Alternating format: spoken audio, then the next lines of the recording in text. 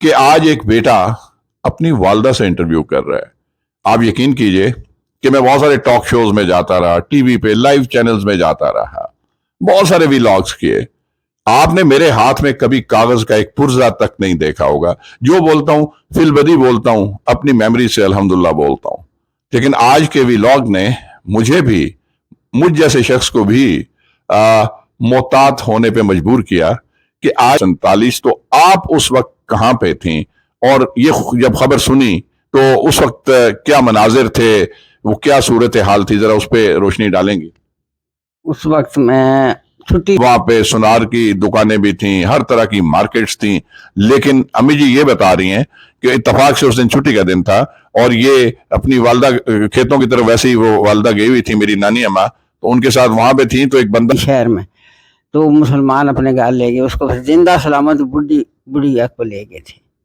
اس دکانیں شانے بزنس پہ ان کا کنٹرول تھا ہندو سکھوں کا، تو وہ قرضہ جو ہے وہ سارے کا سارا کر کے، تو یعنی سارا سال آپ کو قرضہ دیتے تھے، جب آپ فصلیں اگاتے تھے محنت کرتے تھے، وہ سارے دانوں کی صورت میں تھے ملتے ملاتے تھے۔ اچھا، ملنا ملانا تھا، مطلب مل جل کے، کوئی لڑائی جھگڑا تو نہیں کرتے تھے آپ؟ لڑائی جھگڑا نہیں، سب سے بڑا ساہوکار وہاں پہ وہ تھا، اور مسلمان اس کا اتنا احترام کرتے تھے کہ وہاں پہ اگر کسائی کی دکانیں اپنے مسلمانوں کی تھیں، کتنے خیر سگالی کے ساتھ ان کو جانے بھی دیا، سکھوں کو بھی جانے دیا، ان کے مذہبی جذبات کا بھی احترام کرتے تھے، تو بلا وجہ قتل و غارت گری نہیں ہوئی۔ یہ میری والدہ صاحبہ عینی شاہد ہیں اس کی۔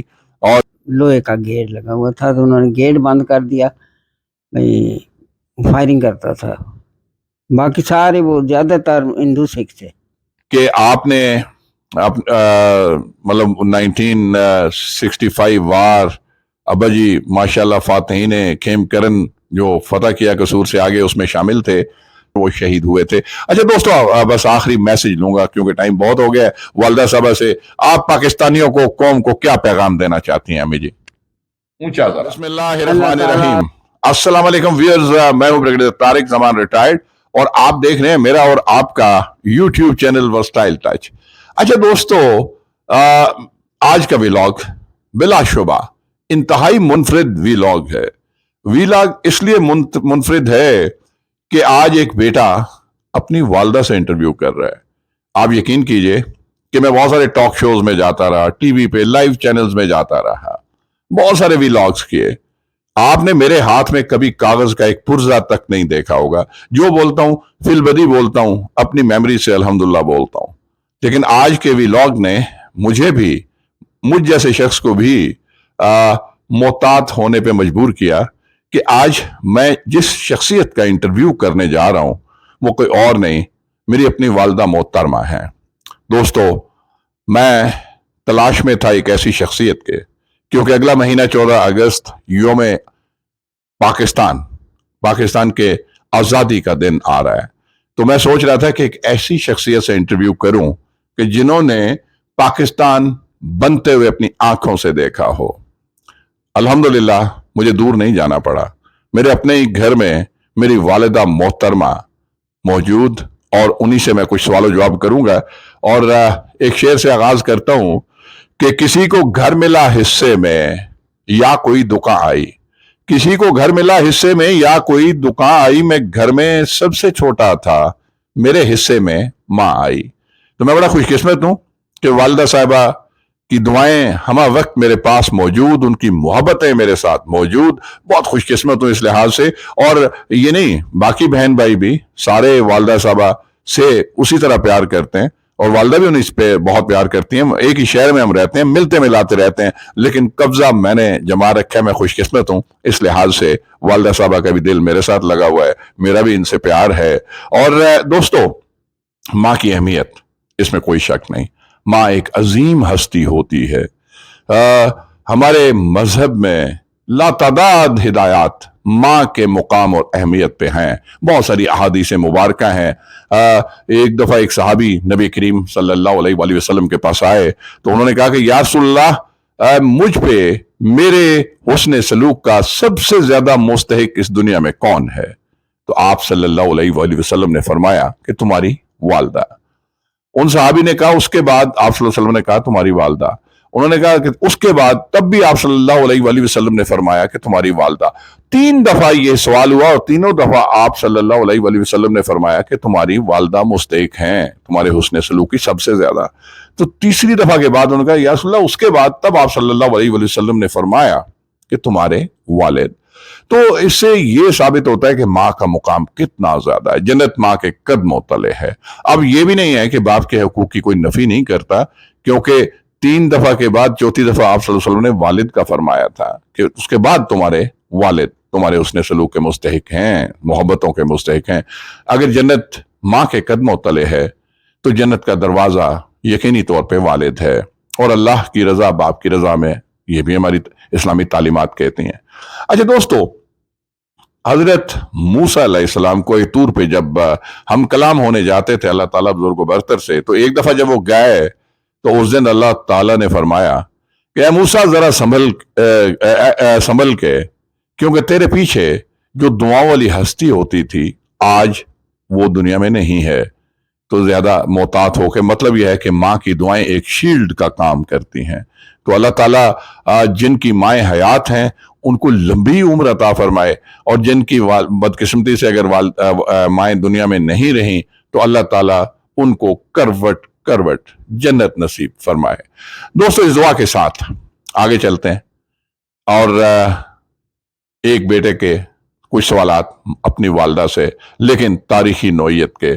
پاکستان 14 اگست 1947 کو بنا، تو میں والدہ صاحبہ سے اس سلسلے میں کچھ سوالات ان کی یادداشت کو کریدتے ہوئے کروں گا۔ السلام علیکم امی جی۔ وعلیکم السلام بیٹا۔ اچھا امی جی، یہ بتائیں کہ جب پاکستان بنا 14 اگست 1947، تو اس دن وقت آپ کی عمر کتنی تھی؟ اس وقت میری عمر 9-10 سال ہوگی، کیونکہ میں چوتھی پانچویں میں پڑھتی۔ آپ 5ویں میں تھے اس وقت، تو 9-10 سال عمر۔ تو کیا اس وقت کی باتیں اگر آپ سے سوال کروں تو یاد ہوں گی؟ سب یاد ہے ماشاءاللہ۔ ویسے دوستو، میں والدہ صاحبہ کی یادداشت کا میں عینی شاہد ہوں، بہت ماشاءاللہ مطالعہ ہے ان کا، پڑھتی بھی رہتی ہیں، مطلب ماشاءاللہ قرآنی آیات، قرآن پاک کافی حد تک ان کو زبانی یاد ہے، سورہ یاسین اور بہت کچھ، اور بچپن کی باتیں بھی اکثر ہم سے شیئر کرتی ہیں۔ اچھا امی جی، جب پاکستان بنا 14 اگست 1947، تو آپ اس وقت کہاں پہ تھیں، اور یہ جب خبر سنی تو اس وقت کیا مناظر تھے، وہ کیا صورتحال تھی، ذرا اس پہ روشنی ڈالیں گی؟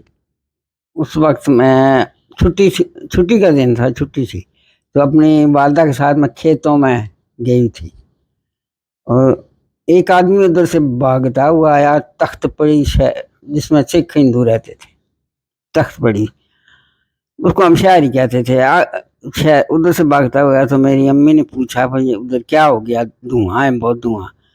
وہ کہتا ہے کہ وہ آگ لگا دی لوگوں نے شہر کو۔ اس کے بعد پھر ملٹری آئی، سب کو مطلب ایک بھی نہیں مارا، سب زندہ سلامت رہیں گے۔ میں ایک سوال اور کرتا ہوں۔ دوستو، میرا گاؤں جو ہے وہ راولپنڈی کے بالکل قریب ہے، تو میں تھوڑا سا منظر وہ بتا دیتا ہوں کہ سب سے بڑا گاؤں اس یونین کاؤنسل میں میرا گاؤں ہے، پھر ارد گرد کچھ چھوٹے، تو وہاں پہ ایک تخت پڑی، اب یونین کاؤنسل بھی اسی نام پہ ہے، تو اس کو شہر تخت پڑی کہتے تھے اس وقت۔ وہ اچھا خاصا آپ کہہ لیں کہ بزنس ہب تھا، وہاں پہ سونار کی دکانیں بھی تھیں، ہر طرح کی مارکیٹس تھیں۔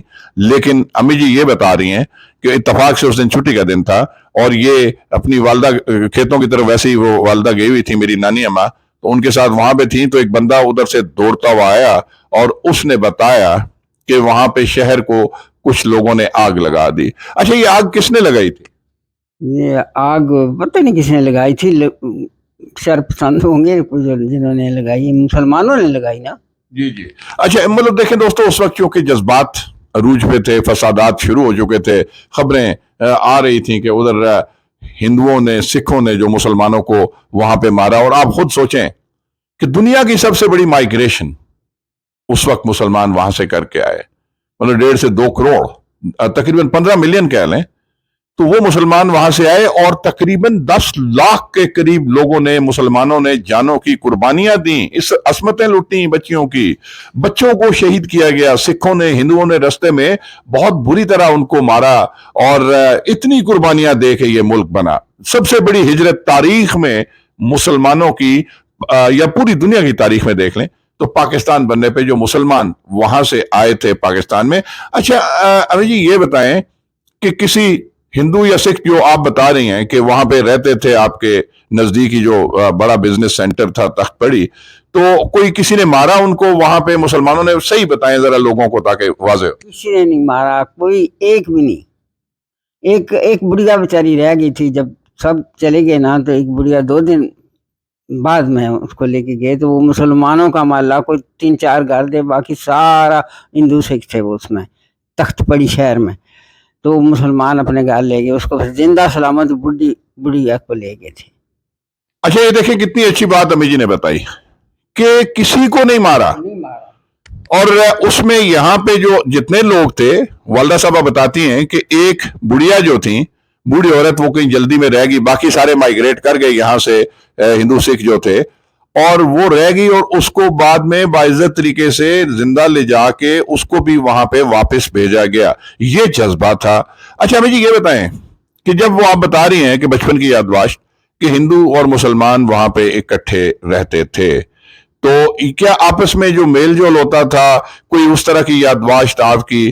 اور کیا بزنس جو تھا، دکانیں تھیں مسلمان ہندوؤں کی مشترکہ تھیں یا ڈیفرنٹ تھیں؟ کیا مطلب اس صورتحال تھی؟ مشترکہ تو نہیں تھی، مسلمان تو یہ سودا لیتے تھے ان سے، سودا، کپڑا، شادیوں پہ قرضہ لے لیا ادھار، اور وہ جب فصلیں ہوتی تھیں ان کو دے دیتے تھے۔ اوکے، اچھا یہ بھی ایک دیکھیں بڑی زبردست بات سامنے آئی ہے کہ ہندو اتنے زیادہ چالاک تھے کہ وہ قرضہ جو ہے، یعنی کہ اس دکانیں شانے بزنس پہ ان کا کنٹرول تھا ہندو سکھوں کا، تو وہ قرضہ جو ہے وہ سارے کا سارا کر کے، تو یعنی سارا سال آپ کو قرضہ دیتے تھے، جب آپ فصلیں اگاتے تھے، محنت کرتے تھے، وہ سارے دانوں کی صورت میں لے لیتے تھے۔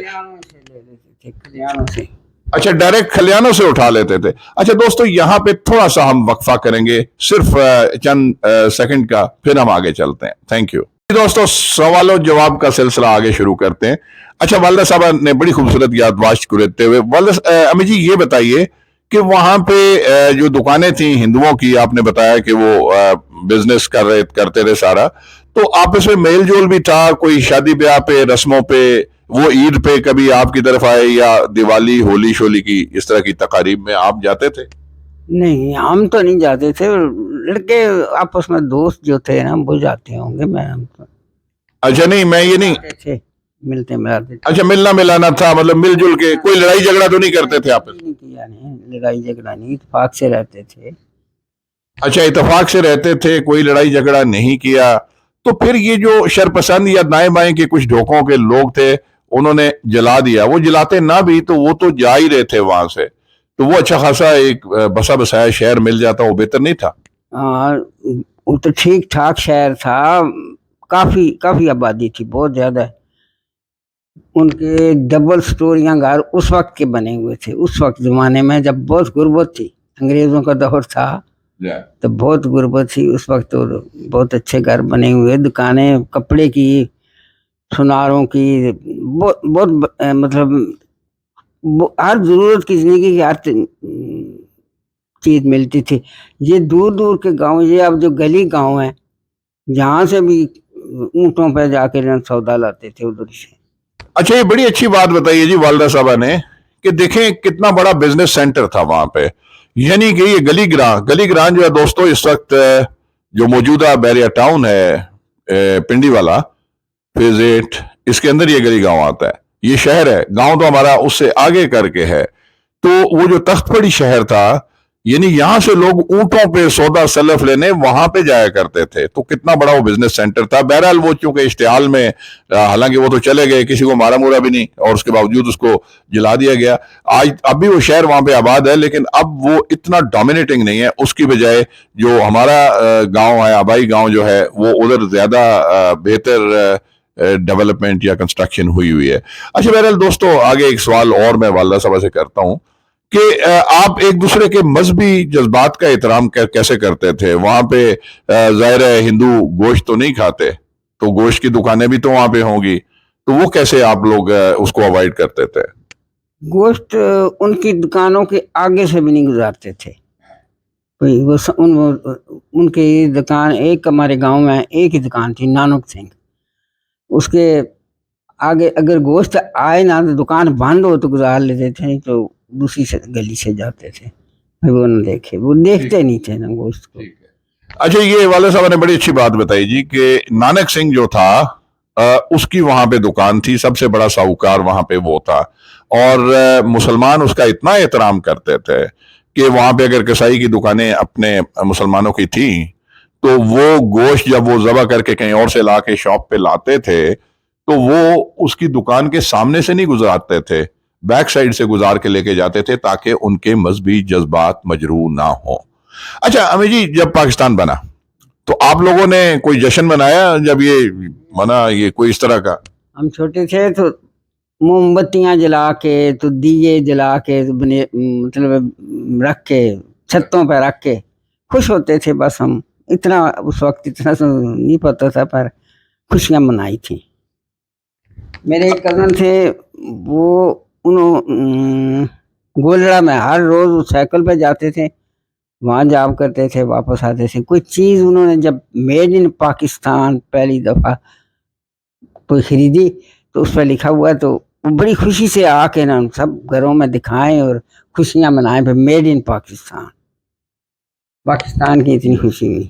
بڑی زبردست بات بتائیے جی والدہ صاحبہ نے کہ ان کے کزن, اور سوچیں گاؤں بحریہ فیز 8 سے بھی پیچھے کر کے وہاں سے وہ سائیکل پہ جاتے تھے, گولڑا موڑ, گولڑا جو ہے وہاں پہ جاب کرتے تھے, اور کہتے ہیں کہ جب پاکستان بننے کے بعد پہلی بار کوئی آئٹم ایسا آیا جس پہ میڈ ان پاکستان لکھا ہوا تھا تو بڑے فخر سے آ کے انہوں نے پورے گاؤں میں سب کو آ کے دکھایا, سیلیبریٹ کیا. یہ ہوتی ہے آزاد فضا, یہ ہوتا ہے آزاد وطن, اور اس کی قدر ہمیں کرنی چاہیے, آپ کو کرنی چاہیے. اور یہ میری والدہ دیکھیں کتنا فخر محسوس کرتی ہیں ماشاءاللہ اس آزادی پہ. اچھا امی جی یہ بتائیں کہ ہندوؤں میں کوئی خواتین بھی ہوں گی, آپ کی ہم عمر بھی ہوں گی, کوئی ان سے کوئی دوستی شو؟ ہمارا گاؤں الگ تھا بیٹا, تو ہم ان کے ساتھ کوئی دوستی نہیں تھی ہماری, کیونکہ یہ ہم اپنے اسکول میں مسلم اسکول نہیں, لیکن اس اسکول میں کوئی ہندو بچیاں نہیں پڑھتی تھی؟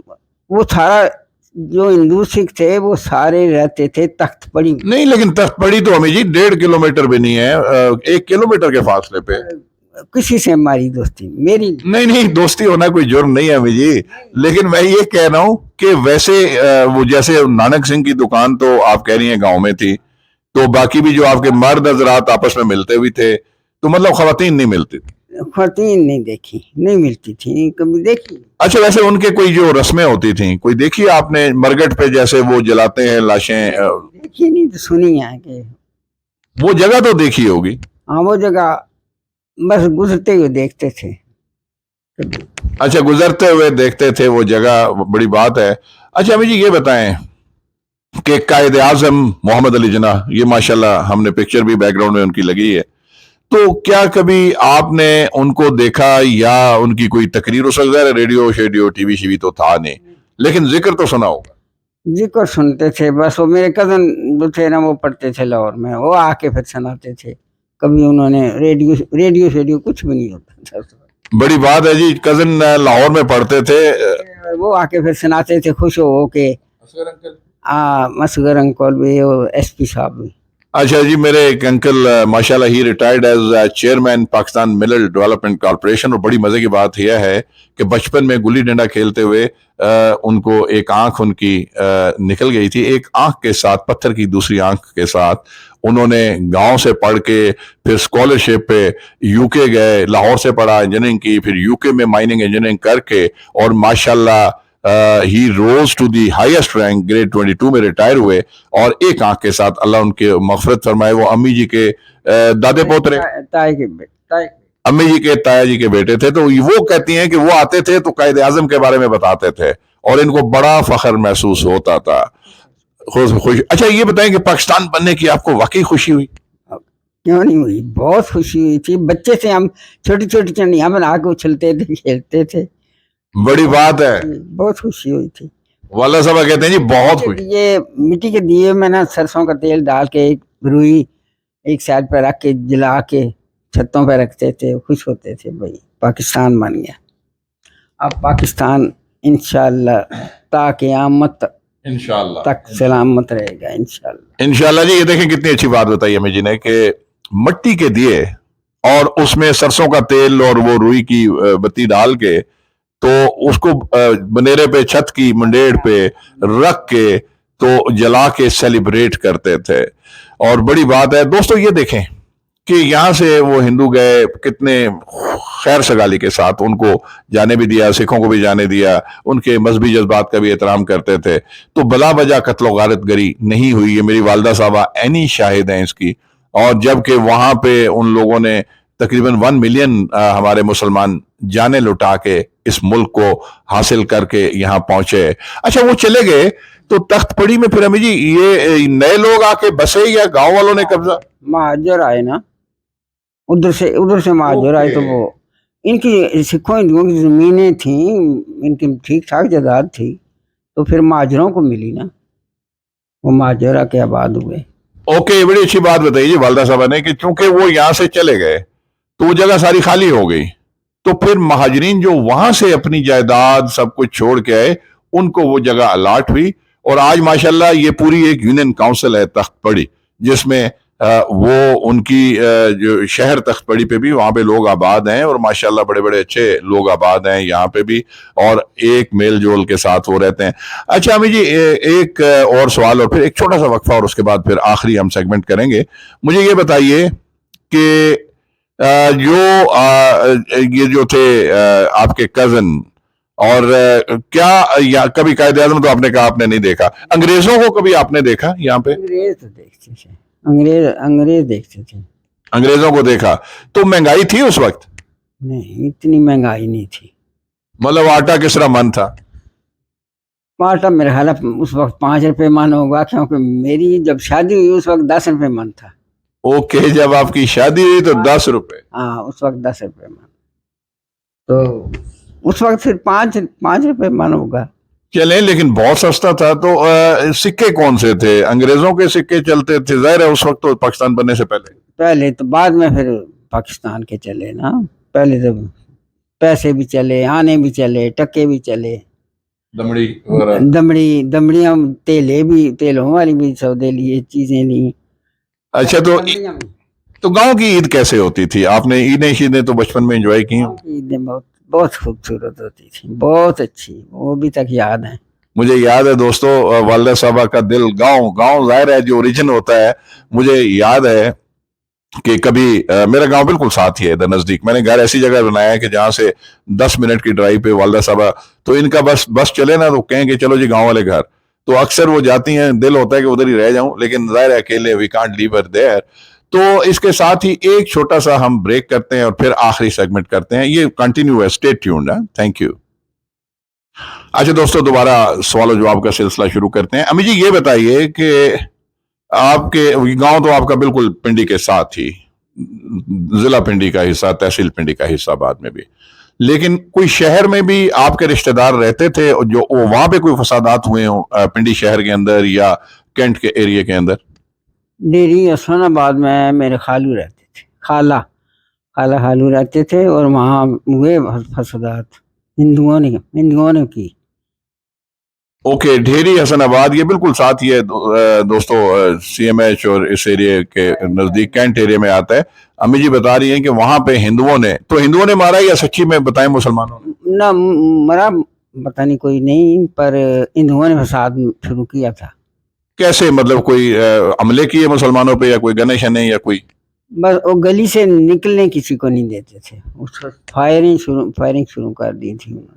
अंदाजा लगाएं दोस्तों कि वो अकलियत, गली का गेट उन्होंने बंद कर लिया। गेट होता था, लोहे का गेट लगा हुआ था, तो उन्होंने गेट बंद कर दिया, भाई फायरिंग करता था।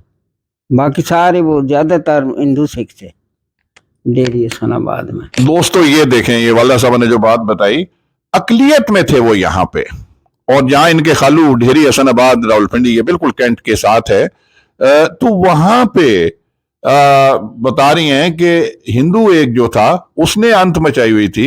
हालांकि अकलियत में बाद में यहाँ से माइग्रेट करके जाना पड़ा कि वो गली का जहाँ इनके खालू थे तो उस गली में ये रहते थे सारे लोग, और गेट जो था गली का उससे बाहर किसी को नहीं निकलने दे रहा था, और गन लेके फायरिंग और उसमें दहशत उसने फैलाई हुई थी। तो इससे अंदाजा होता है कि मुसलमान अमन पसंद कौम है, बाई नेचर प्यार करने वाली कौम है, मोहब्बतें बांटने वाली कौम है। तो मेरा पैगाम है अपने मुसलमान दोस्तों को, भाइयों को, कि इसी मोहब्बतों के सिलसिले को आगे जारी रखना है। अच्छा हमें जी, गांव में जब ये हुआ, पाकिस्तान बनने से पहले ज़ाहिर है फसादात कुछ पहले से थोड़े से शुरू हुए थे, तो क्या यहाँ पे भी कोई दहशत वहशत का नज़ारा था या कोई चक्कर था? गांव में बस ये जी सिख आ गए, आएंगे जो सिख आएंगे तो पत्थर शत्थर जमा करके छत पे बर्छियाँ ही देखी हैं, बर्छियाँ और पत्थर जमा करके रखते थे, भाई सिख आएंगे। पता नहीं मांझे के सिख, मांझा किधर है तो क्या, मांझे के सिख आएंगे। अब देखें वहां पे भी एक दहशत, गांव में भी, कि लोग छतों पे सोते हुए गर्मियों में पत्थर और बर्छियां जो थे वो रख के सोते थे कि मांझा कोई जगह है शायद कि वहां से सिख आएंगे और वो कोई अफरा तफरी मचाएंगे। तो ये भी एक यादवाश्त में इजाफा हुआ। अच्छा अमी जी, अब एक और सवाल और फिर आखिरी पैगाम आपसे हम लेंगे कि जो आपको मौजूदा जो हालात नजर आ रहे हैं इस वक्त मुल्क के अंदर, उस पर तो हम आखिरी मैसेज में आपसे बात करेंगे। ये बताइए कि आपके जो ख्वाब थे, पाकिस्तान आज़ाद फ़ज़ा में सांस लेने के ख्वाब जो थे, तो वो ख्वाब यकीनी तौर पे पूरे हुए?